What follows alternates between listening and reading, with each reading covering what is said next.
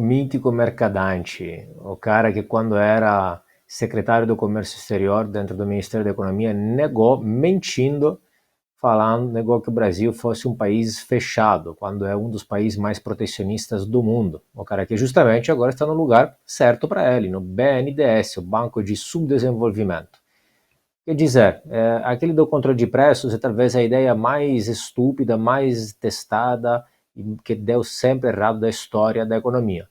Então, assim, se você tirar a camiseta de manga curta e a língua, parece o vídeo União Soviética puro, total. Né? É isso, Venezuela, e são 4.000 anos de controle de preços que sempre dá errado. Então, assim, isso é pessoas que realmente não entendem como funciona a economia.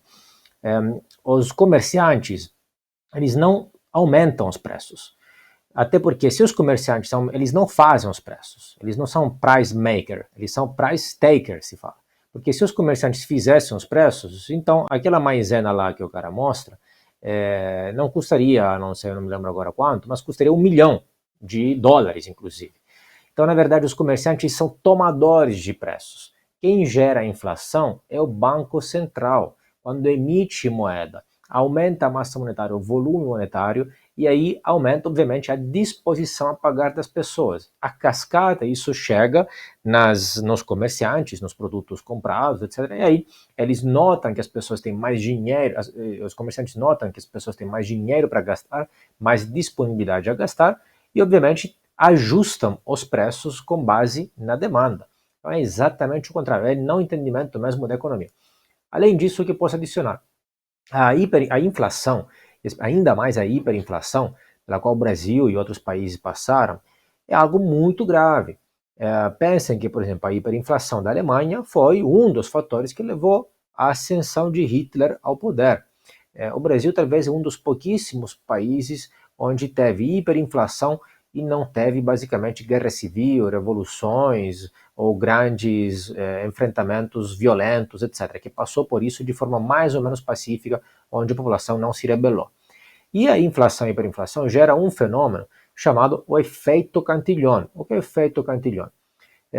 Além de gerar a inflação, além de gerar uma bolha na economia, um crescimento da economia, mas que na verdade é artificial, e essa bolha, por definição, depois estoura.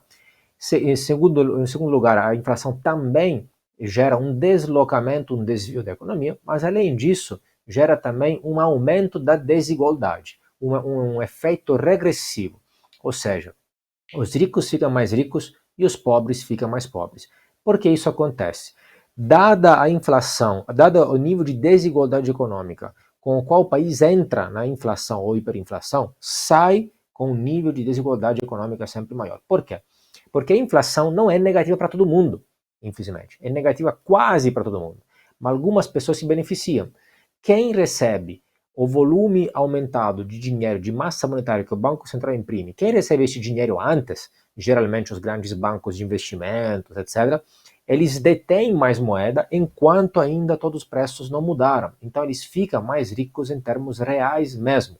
Ao contrário, quem está na base dessa pirâmide, por exemplo, exatamente os comerciantes, etc., quando eles recebem mais dinheiro, quando as pessoas vão gastar mais dinheiro nas lojas deles, etc., já todos os preços do processo produtivo aumentaram.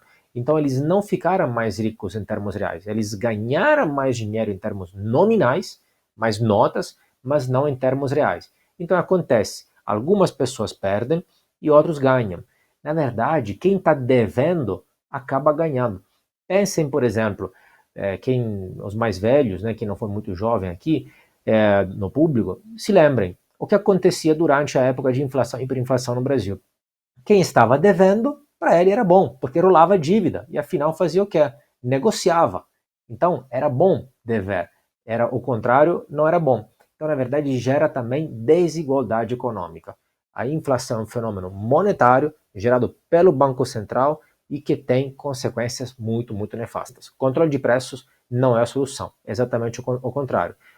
A causa é o Banco Central.